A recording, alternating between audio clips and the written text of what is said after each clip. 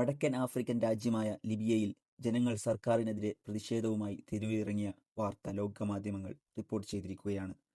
10 മണിക്കൂർ നീണ്ടുനിൽക്കുന്ന വൈദ്യുതി മുടക്കവും ആരോഗ്യ വിദ്യാഭ്യാസ മേഖലയിലെ ശോചനീയാവസ്ഥയും പെട്രോൾ അവശ്യ സാധനങ്ങളുടെ ദൗർലഭ്യതയും അടക്കം ഉയർത്തിക്കാട്ടിയാണ് ജനങ്ങൾ പ്രതിഷേധവുമായി മുന്നോട്ട് വന്നിരിക്കുന്നത്.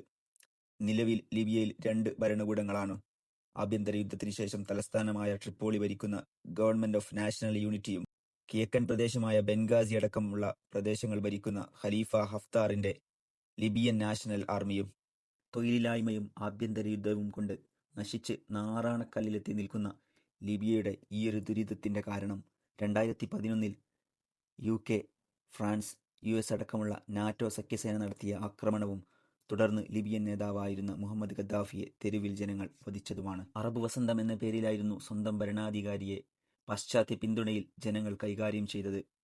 അന്ന് അത് ചെയ്തത് എത്ര വലിയ തെറ്റായിപ്പോയെന്ന് ഇന്ന് ലിബിയൻ ജനത ഖേദിക്കുന്നുണ്ടാവണം.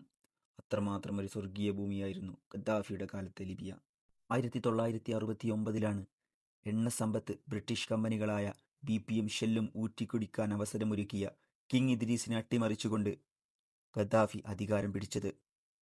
എണ്ണ കയറ്റുമതിയുടെ ബലത്തിൽ വൻ സാമ്പത്തിക മുന്നേറ്റമാണ് പിന്നീട് ഖദ്ദാഫി കാഴ്ചവെച്ചത്. ജനങ്ങളുടെ ഉന്നമനത്തിനായി സമ്പത്ത് നീക്കിവെച്ചപ്പോൾ വിപ്ലവാത്മകരമായ പദ്ധതികളാണ് അദ്ദേഹത്തിന് നടപ്പിലാക്കാൻ സാധിച്ചത്. നഴ്സറി ലെവൽ മുതൽ യൂണിവേഴ്സിറ്റി വരെ വിദ്യാഭ്യാസം സൗജന്യമാക്കി.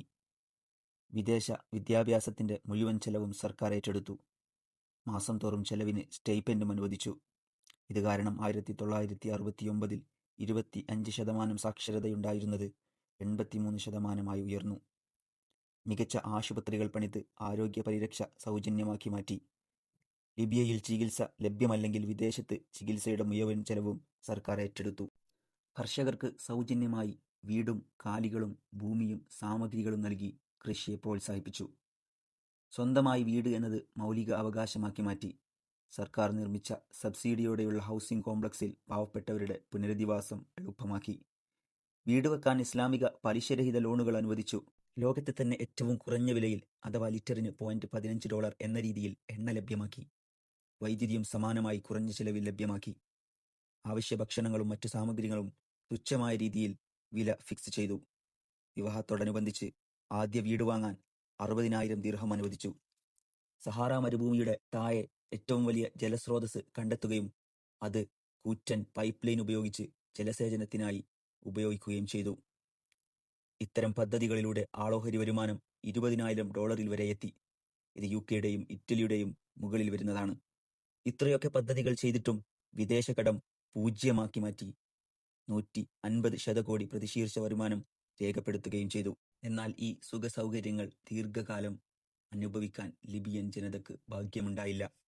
2011 അറബ് വിപ്ലവത്തിൽ നിന്ന് ഊർജം ഉൾക്കൊണ്ട് നാറ്റോ സഖ്യസേന ലിബിയയിൽ നടത്തിയ ആക്രമണത്തെ തുടർന്ന് ജനങ്ങൾ ഖദ്ദാഫിയെ തെരുവിൽ വധിച്ചു കളയുകയും അതോടെ ലിബിയ എന്ന സ്വപ്നഭൂമി അവസാനിക്കുകയും ചെയ്തു.